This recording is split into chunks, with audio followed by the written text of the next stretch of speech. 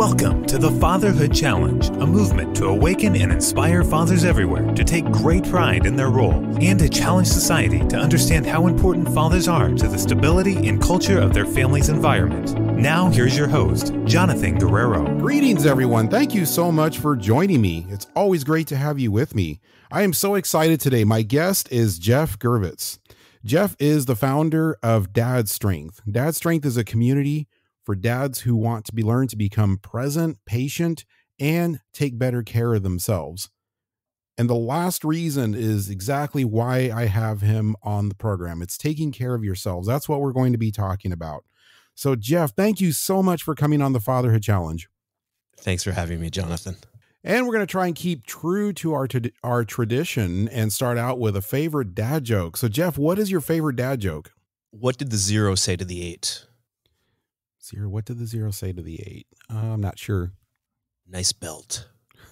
It's a quality dad joke, you know? That is quality. Yes, I love that one. Yes, that was a great joke to start this program from. All right, let's go ahead and get right into it. There's a lot of new energy around the idea of caring for yourself. Women everywhere have been talking about self-care, but men, not so much. However, that seems to be changing. Is this kind of what you see? What's changing with men? You know, I feel like we kind of have to step back and define self-care a little bit too, because, you know, if you're watching commercials, it's like, light a candle in a bubble bath, buy yourself some stuff. You know, but the origins are not as sort of consumer driven as they were. And so, I mean, women have traditionally been socialized to do a lot of emotional labor, to take care of other people. And so men's roles traditionally have been a little bit different. The idea of self-care was initially out of the medical world, and it was they were dealing with very unhealthy people who were struggling with mental or physical illness, and they were saying, hey, maybe can some of these folks take more control in their own health? Can they get more activity, or get sunlight, or whatever the thinking was? And then, you know, as the women's rights and civil rights movements sort of gathered steam in the 60s, it began to be regarded as more political. I mean, people were already recognizing that self-care was necessary. If you were working, say, in a dangerous profession, or where you were exposed to a lot of trauma, maybe you were an EMT, and, you know, a standard night would be dealing with somebody's traumatic injury, a sucking chest wound, or if you were a social worker and you were dealing with a lot of struggles day to day, we were recognizing that physical health isn't the whole picture. There are other things that weigh on you and can have an impact. And when people were doing civil rights work or liberation work, they were realizing, you know, you're at the forefront. You're dealing with inequity. You're dealing with people struggling, and that is hard on a human. So taking more time and kind of recognizing, hey, maybe the systems as they exist outside of me aren't going to always have my best interests in mind, and maybe I need to take more control of this. So, like a lot of things, it was people who were more marginalized, I think, that began to innovate and understand this stuff. And now we're getting to a point, with men, and maybe, for the first time in modern history, the needs of men are less considered. Maybe we're kind of last on the list for a lot of things. And sometimes I hear great pushback against this, but maybe it's our turn. Maybe a lot of other people were less considered for people. So it's not maybe the best of luck to be born at a time where this exists. But the question then becomes, well, what can we learn, and how do we take things into our own hands? And so, I think we'll get into this today, Jonathan, but we'll talk about different domains of health. How, like I said, it's not just physical. It can be cognitive, emotional. It can be vocational. What's the work you're like doing? Are you exposed to a lot of danger, or is it, out of alignment with your beliefs? So, just understanding that I can't really take care of other people, and I can't have the bandwidth to take care of other people, and that includes my family, the people closest to me, until I've done the foundational work of taking care of myself. I mean, that's at the core of all of this. From your approach to things, yes, we're talking about dads, but this idea of caring for yourself in its root, yes, it started as you described with marginalized groups and their needs. But when it really comes down to it, and we're talking for the family, this is not really at its root a gender issue at all. This is a basic human need. 100%. Why can't it and why shouldn't it be good for men to do this as well, especially if we're identifying that this is a basic human need? Is this kind of what I'm getting from you? Yeah, you hit it beautifully. You know, if you don't have enough money in your bank account to buy food, or maybe get clothes for a job interview or pay rent, we can say, hey, I don't have a lot of bandwidth to donate to other causes, no matter how important those may be, and that the economics of that are pretty straightforward. And then when we come to health in through a bigger lens, and we look at our psychological well-being, our emotional well-being, maybe our spiritual well-being, however you want to look at it, we have to say, I need this. I need to, and it's not to say you have to be an expert level exerciser, or you have to be, following the nutrition regimen of some, I don't know, a health influencer, or somebody following like quantified self stuff. It's just getting sufficiency in all these domains. And we recognize that if I'm going to be there, if I'm going to show up for the people in my life, I can't be revving in the red constantly. I need a surplus of bandwidth.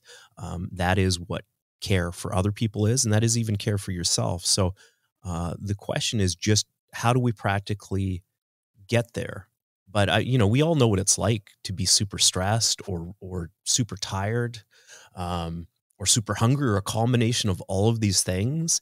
And the odds are not great for you being at your very best. It's not that you can't pull that out, but if we were just going to chart it out and look at what the odds are on you really showing up for other people, taking care of what needs to be done, identifying the real issue, not being emotionally reactive, we need a little bit more bandwidth to do all of that.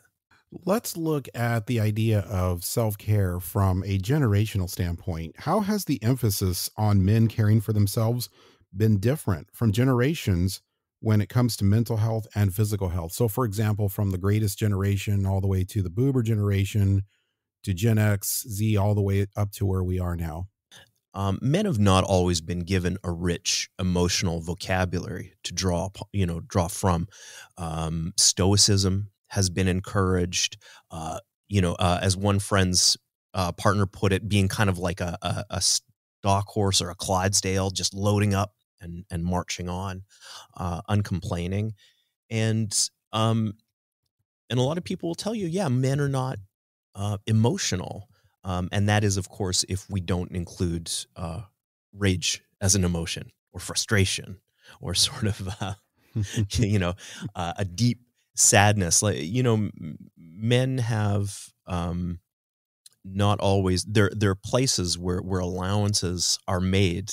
We were just watching, my wife and I, Welcome to Wrexham, about these guys, investing in and supporting a Welsh football team. And,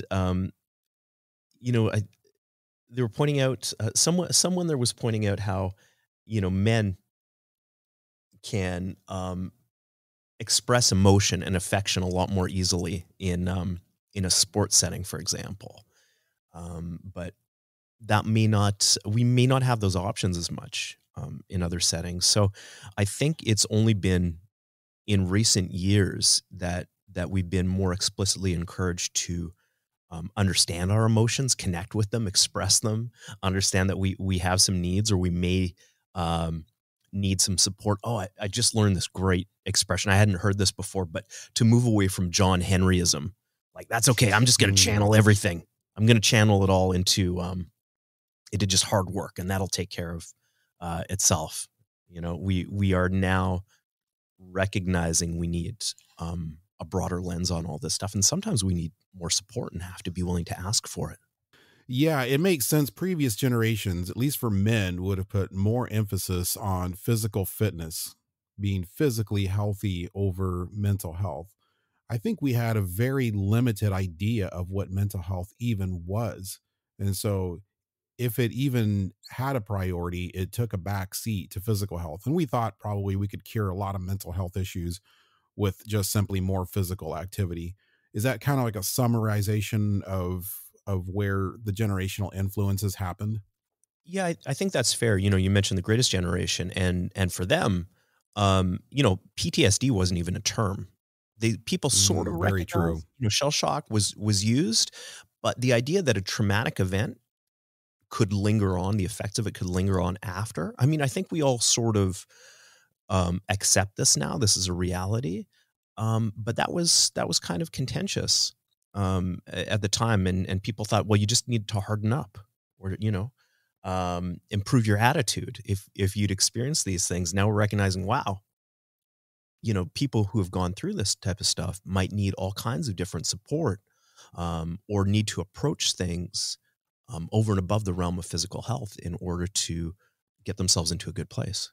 So back in the day, as we would say it, for example, trauma, PTSD was just something that you learned to live with. It wasn't something that was an option to treat.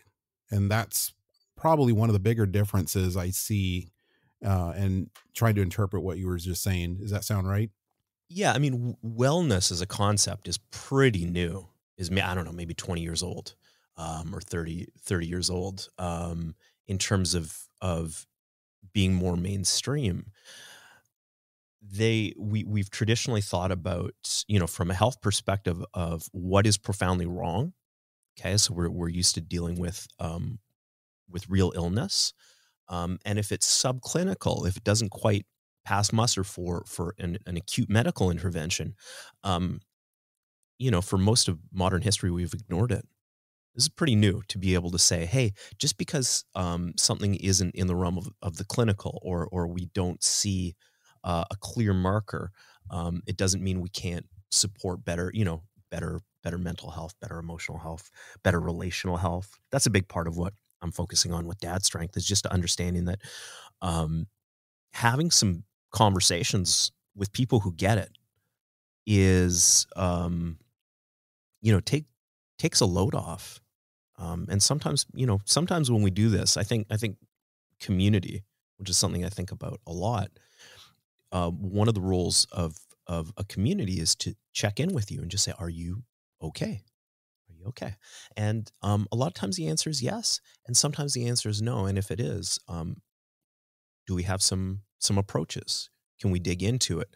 But it's to just take people at their word and not say, hey, if you're not okay in this moment, it's some personal deficit, it's your fault. And this sort of this myth of the rugged individual, I think, is often, we sort of canonize these people who are super tough.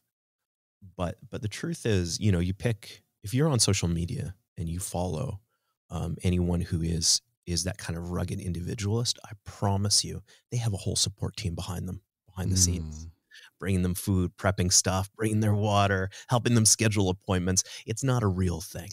It really isn't. mhm. Jeff, this next question has been burning in my mind out of curiosity. I'm amazed at what you've been doing with Dad Strength, and probably those listening right now are peeking their ears saying, what is Dad Strength? And I'm curious too. What is the story behind Dad Strength? What inspired you to start it? And how does it help dads? Dad Strength is an ongoing experiment. It is centered in community, and one of these domains of health, which is relational health. For me, I've been a small business owner for years. I opened up a personal training studio in Toronto in 2008. It's been a long time, and I think, like a lot of entrepreneurs, I for years and years kind of struggled with a sense of sufficiency. Like, is this enough? You worry about your future. Will I be able to retire? Am I going to be able to take care of my family well? And the pandemic focused a lot of things for me because we had a minute. And when I say a minute, I mean probably about 6 months where I said, are we even going to make it? And that was really challenging. And so a couple things happened. One is I leveled up my own self-care because I needed it. I was dealing with so much uncertainty and stress. And the other thing that happened was I began to ask the question of just what if all of this went great? What if it went as well as possible, or whatever your idea, like whatever your version of sufficiency is? What if you hit it? And maybe that's $1 million. Maybe it's $10 million. Maybe it's 100. Maybe it's something really ridiculous. But whatever it is, just imagine for a moment you've got it. Everything you want, you've got. And so I kind of took that leap and said, all right, well, what would I do next? And it turned out that I didn't need any extra resources. I didn't need extra time or anything else. I was able to start this now. I'm never going to be able to just sit on a beach and relax. I've got a restlessness. I'm always going to be working on something. And so, Dad Strength began as a podcast, and there's a book I refer to a lot called The Lean Startup, and by Eric Ries. And it's just, if you're building a tech company, it's some basic advice. Don't build stuff that people haven't asked for. Really kind of relentlessly inquire. What do people need? What do they want? And I've just kind of taken this as an experiment. I have a small community that I work with, and we have free weekly chats that people can jump into. And I'm building for them. I'm not building for a future investor. I'm not even building for a future user. I'm just asking, what do the people who are in our community right now want and need in terms of conversations and resources? And it really is an experiment in, among other things, in community building and understanding what a community does. When a dad doesn't care for himself mentally and physically, how does it impact his family? Some of the initial interviews I was doing in surveys as people were coming in asked about what the biggest struggle was. And for a lot of people, they expressed a desire to be more patient, to lose their temper less often, to be less reactive. The effects of chronic stress are really well documented. And, you may or may not want to read about them because it kind of freaks you out a little bit if you're in the if you're in the thick of it. But we know that we can prepare. The classic fight or flight. Well, what happens if a bear is chasing us? Our body responds. We do some things. We stop and downregulate, say, tissue repair, building muscle, kind of longer term processes, because if you die, none of those matter. Instead, your blood pressure is ratcheted up, right? Muscles constrict around arteries to speed up return of blood to the heart so you can oxygenate it. You're filled with adrenaline. You're ready for action. So this is you're going to fight or you're going to flee. Theoretically, there's some other things that could happen, but and this is an acute stress response, and it makes sense. It's the right thing. There's no point in looking at the long term if you're not going to survive the short term. However, we have as a species this sort of interesting burden of being able to experience that level of stress without any bears chasing us and without any real physical threat. The wrong turn of phrase, feeling like you messed up in a meeting, or not feeling competent at work, or worrying about what somebody else said, worrying about your finances, whatever it is, all of these can bring us into that stress response. And if it's once in a while, it's fine. Body can shake it off. It's adaptive. But if we're living there all the time, we can think about not just the physiological effects, and those tend to be over time. Things like high blood pressure, is a really common thing, and that is something that is epidemic in men. But we can also think about what are the mental impacts. And when you are in an acute stress response or a chronic one, you are not really zooming out. You're not using your peripherals to assess the situation. You've got tunnel vision.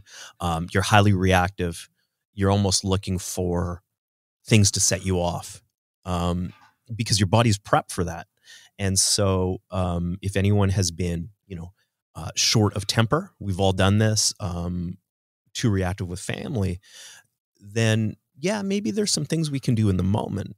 But one of the, if we zoom out and look at the big picture of health, the best way, and the core belief, at the heart of everything I do is our priority is to be present, right? That is a surplus of bandwidth. Like I said, it's we are there. We are really connecting with other people. We're really connecting with ourselves. We're living in the moment. That's what we aspire to do. And so taking care of health doesn't guarantee presence, but it lowers the barriers and makes it more likely. So if we look at things like, how is your exercise? How is your nutrition? Are you getting daily activity? Do you have relationships? Do you have someone you can talk to? Are you living in a way that is in alignment with your values? Do you really know your values? Um, and the thing that I really try to communicate to people is you don't have to be amazing at all of these or any of these. You need like a C grade. That's it. You need a C in nutrition. You need a C in sleep. You need a C in relationships. And having competence, just being okay in all of these domains is enough to build a resilient human being and buy you a little bit more space to then ask, what is the next thing? How can I either reinvest in myself or take better care of the people in my life? One of the biggest reasons I hear for dads not doing any physical care is time. They're just too busy. Can that ever be a valid reason, or are there still ways to care for yourself even in a busy schedule? Of course it's a valid reason to be so busy. A lot of people don't have much time for themselves, but there's something that's kind of liberating. And I'm still really working on the language around this, but if you'll indulge me, I want you to imagine an inverted pyramid. So the points at the bottom. And these are health practices. Could be anything. Could be exercise, movement, um, time outdoors, time in nature, your relationships, any of these things. And if it's empty and we begin to pour water into it, you make progress very rapidly, right? So if you want to be an elite athlete, if you want to be world class, you're putting in 25, 30 hours a week probably of physical activity. And that's really hard. And that's what's going to take someone maybe from, from 98% of their true potential, the true physical and genetic potential to maybe 98.5%.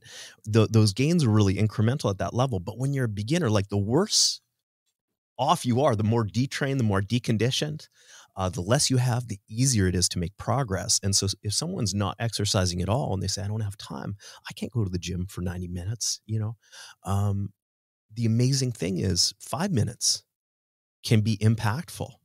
So wherever you are, a little bit more makes a difference. And a lot of times we'll use, I refer people to Tiny Habits by BJ Fogg, which is a tremendous system. And it just looks at your day. And so you can pick a thing that you do every single day reliably. Like I turn on the coffee maker, and after I turn on the coffee maker, I will. And here's where we insert an action. I will do at least 3 bodyweight squats, for example. And then I will celebrate. So it's ABC, anchor behavior, celebration. Why do we celebrate? For guys who, don't put a lot of truck in positive emotions. It's just a way to lock it in. We have positive associations with this. So it doesn't have to be, you can clap your hands and you can stomp or sing if you're an effusive kind of person. But for me, I've always just kind of smiled or just thought about how this is a vote for the direction I would like to live my life. I would like to have a little more physical activity. So you do so you've got your anchor, click on the coffee maker, you do at least 3 squats. And if you feel like doing more after that, you do more. By all means, you can always do more. And then you celebrate it. And the reason I think this is so powerful is because it leverages the spaces and environments in your day. And B, really interestingly, it creates a version of action that is utterly dependable, that even on your worst day, you're most rushed, right? You're most stressed. You can still do this thing. And you build up a consistent practice. And all these things, will 3 squats change your life? No, but they may be enough to inch it forward a little bit. You may choose to do more, but then as we build more and more of these practices into our days, we don't need big rocks. This is sand that we sprinkle into these little, interstitial spaces. The more of these we have, and things that are in line with our values, things we actually want to do, right? And that's the other part. You have to care, like you have to want to do it, which doesn't mean you're going to have a ton of motivation. But if you care about it, it's important to you, you'll have a little motivation reliably, and you can leverage that. And as we build these habits and practices in, I'm fond of saying they're incremental until they're exponential. Geoff, how can dads connect with you to learn more about what you're doing or to get coaching? Come to dadstrength.com. Pop onto the site. You can fill out a form to join our weekly conversations for free. You can find out I do free consults.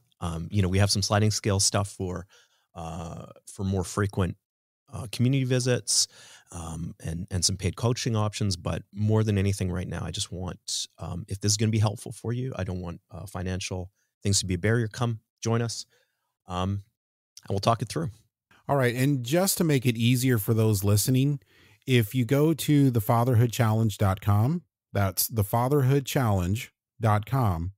And if you go to this episode description and look just below the description, I'm going to put the link to Dad Strength there. So it'll be easy. You can just click on it and it'll take you right to Geoff's site. So Geoff, as we close, what is your challenge to dads listening now? What I would challenge you to do is think about what you want to work on in terms of your own health. And that could be exercising more. That could be making a change to the way you're eating, slowing down, whatever it is. Think about what that is and think about where you're feeling stuck. And then what I want to challenge you to do is find a more humble version of action, something that you don't have to wait for a future version of you, for the situation to get easier, something that you can do now, and just try it. That was absolutely perfect. Again, a simple, actionable step that anyone can do. Geoff, I have been looking forward to this conversation for a long time, so I am very grateful that you came on the Fatherhood Challenge. Thank you so much. Appreciate you, Jonathan. Thank you. Thank you for listening to this episode of the Fatherhood Challenge. If you would like to contact us, listen to other episodes, find any resource mentioned in this program, or find out more information about the Fatherhood Challenge, please visit thefatherhoodchallenge.com. That's thefatherhoodchallenge.com.